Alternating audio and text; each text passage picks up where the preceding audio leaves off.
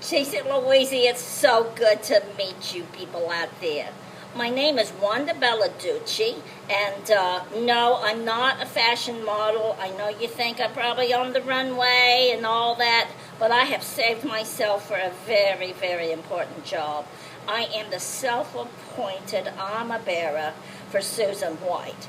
She needs all the help she can get. So I've been around her for years and years, and I'm going to be telling you lots of stories about her and about on the farm and going on missions trips and all kinds of things. And I think that you'll probably even want some of the fashion tips that I've learned through my travels across the country. As you can see, I have this lovely, I believe in a lot of color. And I even have these shoes given to me. I hope you could see them, these beautiful wooden shoes. You may not. You see, the camera that I'm using is off of my iPhone, and I don't have like a camera crew to help me right now. So I'm doing the best that I can. And so I'm just going to lay this down right here so we can have a little chit-chat. Is that okay? Can we have a little chit-chat? Because there's a lot of people out there that don't know about Wanda. There's some that are, But I think it'd be very helpful you to know who I am and what's going on here. You see, like I said, I've been with this wacky lady, Susan White, for a long time. And she felt this call at God to come to this farm. And I have been stuck on this place and not been able to get off and be able to get into any fashions. And it's just been a nightmare for me.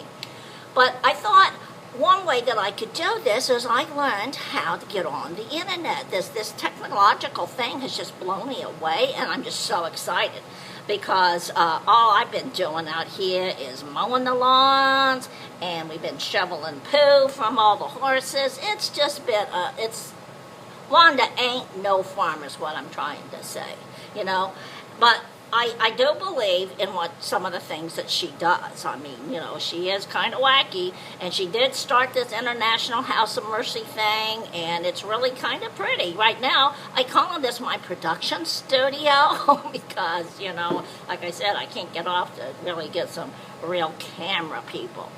Well, I wanted to tell you how I kind of met up with her and how in the world my life has been so radically changed. You see, I was just a little girl, about 5 years old, I guess you'd say.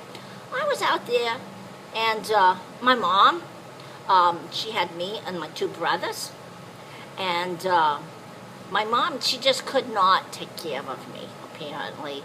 And because she loved me so much, she gave me to an orphanage. That's very important that you know that she did love me. She put the note on my shirt. And now she didn't come back, but I know she was very, very busy with my brothers and everything. So I kind of began that path of life in this orphanage here. And I was doing pretty good, as a little girl. And as you can see, I was probably a real cutie at that time. And so I was adopted out or fostered out. And some things happened there that weren't very good. And so I went back in again a couple of times. I went from family to family, And I guess, maybe I just wasn't really a loving person. And I'm sure it was my fault that, they didn't want me anymore. So when I was about 13, 14, I got adopted, and that's really unusual, I thought, wow, I'm really special. And so I was real happy to have a home, but the problem was it wasn't too long till I realized they just kind of wanted somebody to, help do the chores and try to, do some of the work and watch the other little kids that they had. And also the man who had the house, he kind of wanted his way with me, if you know what I mean. And so it wasn't a real good thing. And when the caseworkers came, they finally took me out and brought me, back to the orphanage. Anyway, by the time I was 15, I decided, I needed to hit the streets or do something, because this was not working good for me. And I'm sure that by this time I was really rebellious, and I wasn't a real nice person. Well, finally, I come along and I met Harold. Oh, Harold, my husband. Yeah. Now, that was a crazy relationship, but I really, really needed to have somebody help take care of me. So Harold promised to take care of me and that he would, do what he needed for me. Well, there was times, he was a little abusive. Yeah, I know that. He did that too. But I just didn't know what to do. I didn't know how to get out of this particular mess I was in. So I ended up having some kids. And I had Jasmine. Oh, she's a delight. Oh, you're going to love to meet Jasmine, my daughter. Oh, yeah, she takes so much for me. You won't believe it. And my 2 boys, Butch and Bud. Oh, yeah, you like them, too.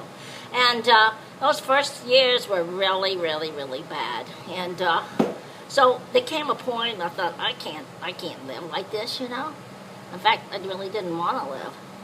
And I ended up in this shelter. And when I went to this shelter, it actually was the best thing that ever happened to me. I'm glad Harold beat me up one more time because I ended up in this place that could really help me. And one day, it was just so incredible. One day, these ladies came by and they began to tell me about someone who really loved me unconditionally. They loved me just the way I was. And I couldn't imagine because I was so messed up. How could anybody love me? And they introduced me to Jesus, who I just heard the name, but to me it's just a religion. I didn't know the person of Jesus could come in and change my life. And I gotta tell you, I gave my heart to the Lord. And it was the best thing I ever did. And my life began to change. That's why this cigarette means a lot to me. I had, needless to say, quite a few things I needed to work on in my, Christian walk. And one of them was I really wanted to give up smoking.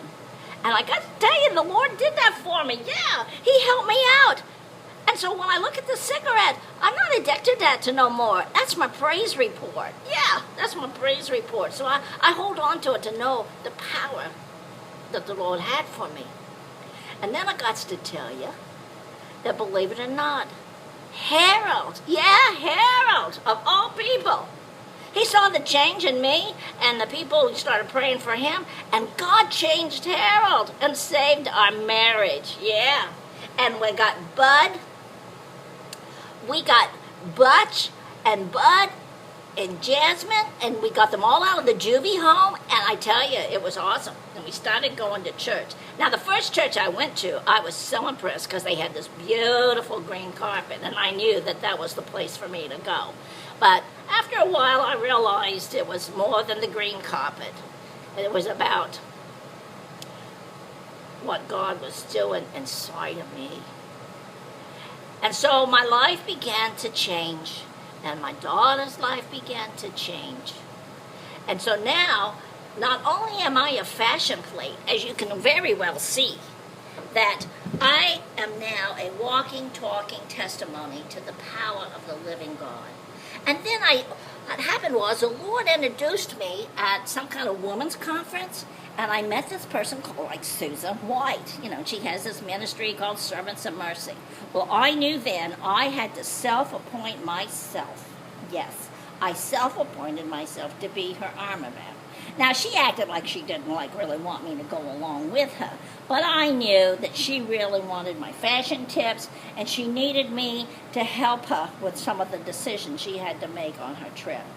So that's how it all began with Susan White. And so we started traveling together. I started helping her out until the one day she finally gets this crazy idea. She says the Lord told her that she was supposed to go to Ringgold, Georgia. And I thought that was the craziest thing in the world. And to go to a farm. She'd never done farming no more. Can you imagine such a thing? To go to a farm and never farmed before? So what I'm going to do in the next sessions or two that we get to have a time together. I'm going to get to tell you about some of the crazy antics that she did out here on the farm. And you won't believe it. And the things she's put me through. I've got to tell you, I am free now and I'm out here. So I love you. And anybody watching, you're having a hard time with me, please remember, I am the harvest. Love you till next time.